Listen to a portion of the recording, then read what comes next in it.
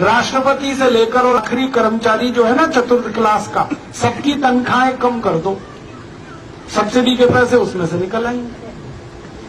राष्ट्रपति को साल में 27 करोड़ रुपए खर्च करने को मिलता है, क्यों मिलना चाहिए? राष्ट्रपति है, कोई भगवान तो नहीं है ना। एक साल में 27 करोड़ खर्च करे राष्ट्रपति, और यहां एक आदमी को एक दिन में खर्च करने को 20 रुपए ना मिले, राष्ट्रपति को एक दिन में खर्च करने को 7.5 लाख रुपए मिले। ये कौन सा देश चला रहे हैं हम?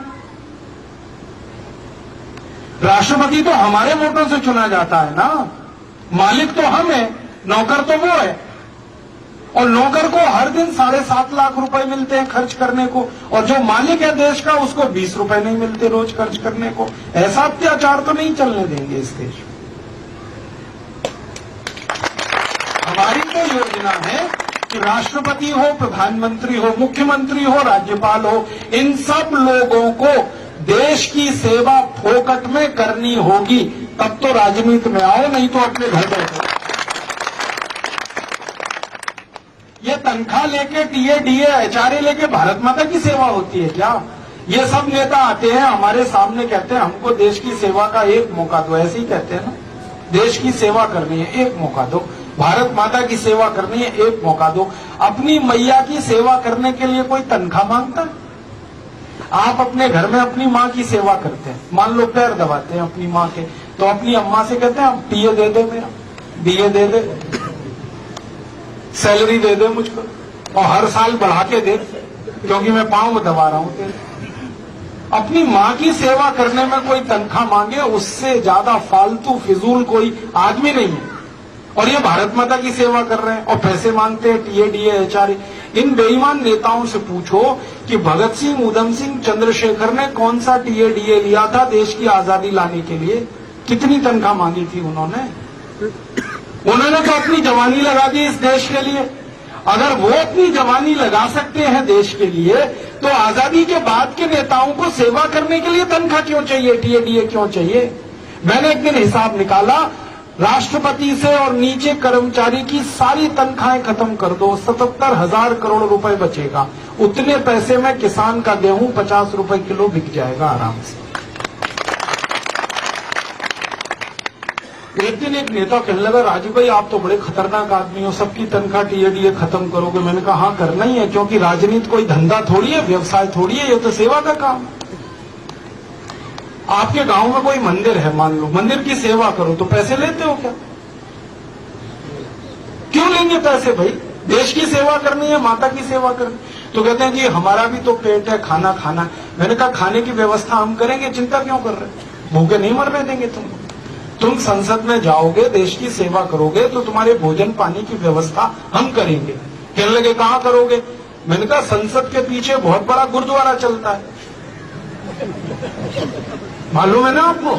बिल्कुल संसद के पीछे गुरुद्वारा है और 24 घंटे लंगर है वहां, और बढ़िया लंगर है, मैंने खाया है कई बार।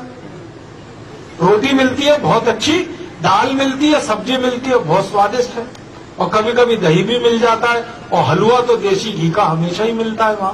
तो लंगर में खिलाएंगे सबको, 543 सांसद लोकसभा के, 250 राज्यसभा के, 850 लोगों का लंगर चलेगा। दिक्कत क्या है? कहने लगे ये विधानसभा के एमएलए, तो सब विधानसभाओं के आसपास एक एक गुरुद्वारा खुल जाएगा, सब विधानसभाओं के नजदीक लंगर चलेगा, क्या मुश्किल है?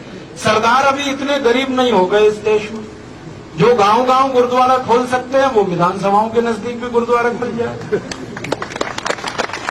वहां भी मिलेगा सबको भोजन पानी, तो सबको मिलेगा, भूखा कोई नहीं मरेगा। फिर कहने लगी जी कपड़े भी चाहिए। मैंने कहा कपड़े भी दिलवाएंगे।